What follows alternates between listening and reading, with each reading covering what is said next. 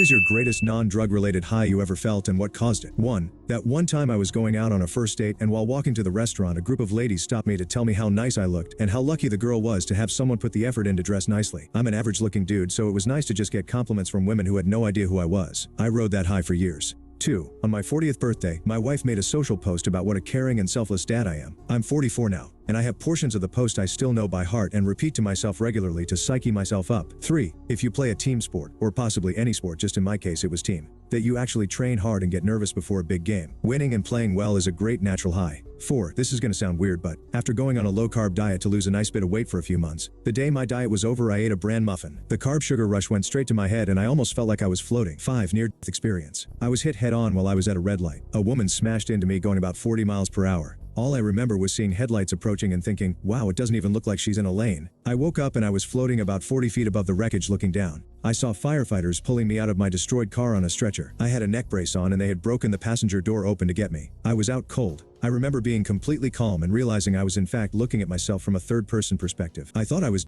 but I wasn't scared. I woke up later in the ER, on the same stretcher with that neck brace on. My entire family was there. I was super confused. There was a nurse next to me and he said, "You were in a car accident, you're in the hospital now." I asked him if I was, and he said, "No ma'am, you're very much alive." I had some injuries but nothing life-threatening. The woman who hit me was drunk, had her license revoked, and had her 4-year-old in the car with her. I've never been religious or spiritual, but I have no explanation for how this happened. 6. To be completely honest, fighting. If you get into a serious fight, the adrenaline rush can be so much you feel like you're about to float out of your body. 7. Coming out of a depression very suddenly, like the shift being within a literal minute. No drugs involved, not even alcohol. The cause was fully accepting my life as it is, whatever it is. Mind that this acceptance happened at the lowest point of my entire life, accepting that I might feel like that literally forever until I of natural causes because I wasn't gonna.